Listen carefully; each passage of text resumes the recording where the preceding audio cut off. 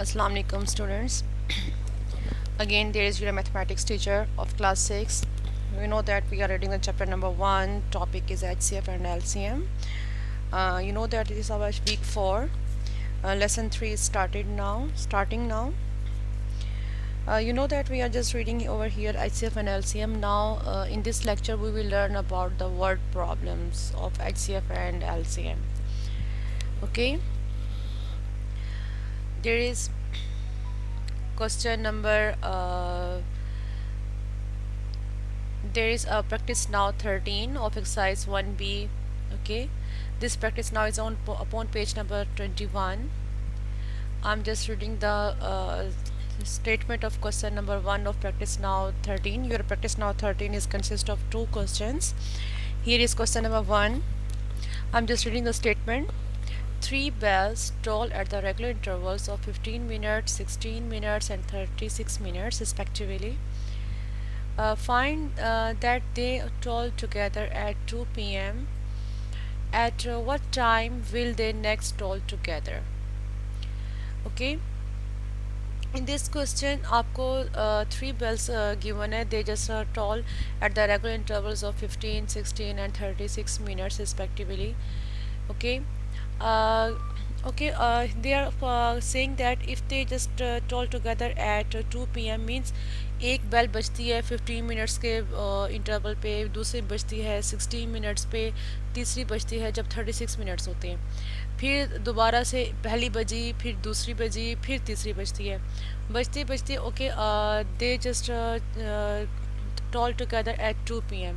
Means बजते बजते एक वक्त टाइम ऐसा आता है कि ये तीनों की तीनों बेल्स 2 बजे एक ही टाइम, तीनों की तीनों बेल्स 2 बजे एक ही दफ़ा में बजती हैं, इकट्ठे बजती हैं तीनों की तीनों.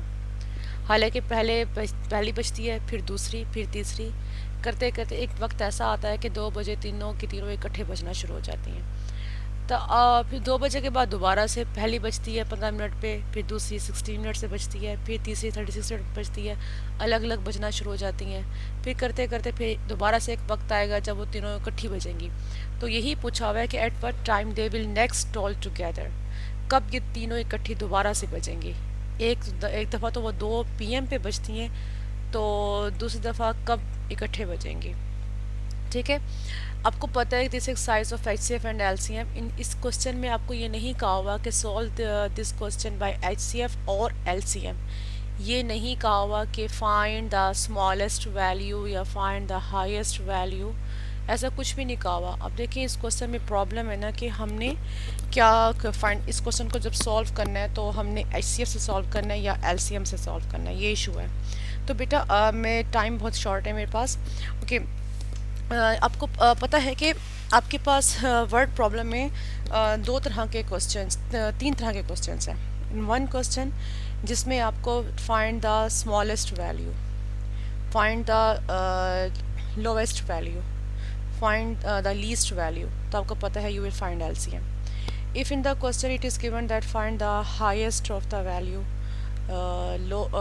greatest value, okay, find the greatest number of things, highest number of things, okay, you know that we will find HCF. in this question not इस तरह की कोई चीज़ नहीं गिवन कि फाइंड द लोएस्ट वैल्यू या फाइंड द हाईएस्ट वैल्यू, इस तरह की कोई चीज़ नहीं गिवन. अब कैसे गेस करेंगे कि जनाब LCM फाइंड करना है. इस क्वेश्चन में सॉल्यूशन तो आपको आ जाएगा. हाँ जी बेटा, जब आप you know that LCM means least common multiples. यहाँ पे बेटा M stands for multiples, you know that. और multiples का मतलब क्या होता है? बढ़ना. multiples का मतलब क्या होता है? बढ़ना. ठीक है, मल्टीपल्स में नंबर बढ़ते हैं ना. देखिए आपको पता है कि 2 मल्टीप्लाई बाय 3, 2 3 दा 6 मल्टीपल है ना, 6 ग्रेटर आंसर है. मल्टीपल्स का मतलब ही होता है कि चीज़ों का बढ़ना. तो बेटा इस क्वेश्चन में आपने गेस करना है कि चीज़ें इंक्रीज, जो गिवन थिंग्स है कि इंक्रीज हो रही हैं, डिक्रीज हो रही हैं. अब देखो given thing is time which is 15 minutes, 16 minutes and 36 minutes. बेटा टाइम कभी डिक्रीज होता है? नहीं, टाइम कभी डिक्रीज नहीं होता. टाइम तो चलता रहता है, टाइम तो बढ़ता ही रहता है. दुनिया को बने हुए कितने साल हो गए, हिस्ट्री बढ़ती जा रही है, ओके, टाइम बढ़ता जा रहा है, हमेशा हाइट इंक्रीज होती है, टाइम इंक्रीज होती है, लेंथ इंक्रीज होती है, ठीक है। अब जब ये चीज़ें आपको गिवन हो ना, जहाँ पे आपको टाइम गिवन हो, जहाँ पे आपको लेंथ गिवन हो, जहाँ पे आपको डिस्टेंसेस गिवन हो, फासले भी बढ़ते हैं। फॉर एग्ज़ाम्पल आप भावलपुर से मुल्तान गए हैं, मुल्तान से वापस आए हैं, अब भावलपुर से मुल्तान का फासला, फिर मुल्तान से दोबारा से भावलपुर आने का फासला, आने जाने का फासला बढ़ा ना। फॉर एग्ज़ाम्पल आपको भावलपुर से मुल्तान जाने में 2.5 आवर लगा है, तो वापस आने में तो 2.5 आवर लगेगा ना। तो टोटल कितने हो गए आपके पास, 5 आवर्स हो गए ना। 5 घंटे का फासला आपने तय किया ना, तो बढ़ा ना फासला। जहाँ पे आपको चीज़ें बढ़ रही हों तो वहाँ पे आपने एलसीएम फाइंड करना है। बस इन शॉर्ट, जहाँ पे टाइम गिवन हो, फासले गिवन हो, ठीक है, हाइट गिवन हो, लेंथ गिवन हो, वहाँ पे आप एलसीएम फाइंड करेंगे। अब देखो, 3 बेल्स टोल और the regular intervals 15 minutes, 16 minutes, 36 minutes, time given है ना, मीन्स एलसीएम फाइंड करना है हमने। ओके, तो आपको पता है कि first bell tolls at the 15 minutes, second bell tolls at the 16 minutes, third bell tolls 36 minutes. तो हम इन तीनों वैल्यूज़ का एलसीएम निकालेंगे। अब 15, 16, 36 लिख लिया। अब देखिए 15 2 पे डिविजिबल नहीं है, बट 16 और 36 डिविजिबल है। ये दो नंबर डिविजिबल हैं, ये डिविजिबल नहीं है। तो हम, आपको पता है एलसीएम निकाल रहे हैं, तो एलसीएम में तो अगर कोई दो नंबर भी डिवाइड हो रहे हो किसी टेबल पे, तो we just carry on. Okay, तो 15 will write as it is, to 8 the 16, to 18 the 36. Now again 10, 18 they are divisible by 2, but 15 is not divisible. So we'll write 15 as it is, to 4 the 8, to 9 the 18, and again 15, 4 and 9. For only the 4 is divisible by 2. Okay, then we'll move forward. We realize that 15 and 9 they are divisible by 3, but 4 is not divisible by 3. We will divide them by 3. 3 5s are 15 and 3 3 the 9s. Next 5 4 3, तीनों के तीनों एक ही table पे divide नहीं हो सकते। We will stop our division here, we will stop our prime factorization here. 2 2 3 ये जो है हमारे पास कॉमन फैक्टर, और ये हमारे पास नॉन कॉमन फैक्टर। तो आपको पता है कैल्शियम का फार्मूला क्या है हमारे पास, common factor multiply by non common factors.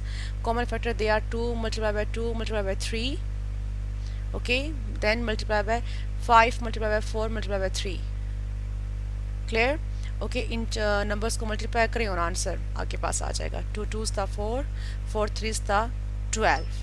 okay, then multiply by 5 multiply by 4 multiply by 3, okay, then 5 4s the 20, 23 the 60, 12 as it is, 12 60 the 720, means LCM is 720 minutes, means they will next toll at 720 minutes. तो आपको तो ये कहा हुआ है कि at what time they will next toll together, और ये कहा था given that they are toll together at 2 PM, कि दोनों के दोनों 2 PM पे बजी हैं। तो नेक्स्ट कब बजेंगी बेटा? तो ये तो आपके पास आवर में गिवन है ना, तो फिर हमने ये तो, और आंसर हमारे पास मिनट में आ रहा है, तो मिनट्स को आवर में कन्वर्ट करेंगे, 60 पे डिवाइड कर देंगे, ठीक है। मिनट्स को आवर में कन्वर्ट, आपको पहले रीड किया हुआ है आपने कि मिनट्स को आवर्स में कन्वर्ट करने के लिए वो will divide them by 60। Okay, 60 पे डिवाइड करेंगे तो 12 आवर्स आ जाएगा आंसर। तो अब 12 घंटे इसमें ऐड कर देंगे 2 बजे में, 2 PM में। अब बेटा 2 PM में आपने 12 आवर्स ऐड किए हैं, तो नेक्स्ट क्या होगा? तो जाहिर सी बात है 2 AM ही होगा ना। करके देखें, 2 AM आएगा आपके पास। 2 बजे, दोपहर के 2 बजे में आप 12 घंटे ऐड करेंगे तो रात के ही 2 बज रहे होंगे, सुबह के 2 AM होंगे। Okay, clear? तो next they will toll at 2 AM। ठीक है, अगेन आई एम रिपीटिंग, जहाँ पे आपको टाइम, लेंथ, डिस्टेंस गिवन हो वहाँ पे एलसीएम निकालेंगे, क्योंकि ये चीज़ें इंक्रीज होती हैं, बढ़ती हैं। ठीक है, clear? Okay, I think you understand this lecture. It is clear to you. Okay, Allah Hafiz.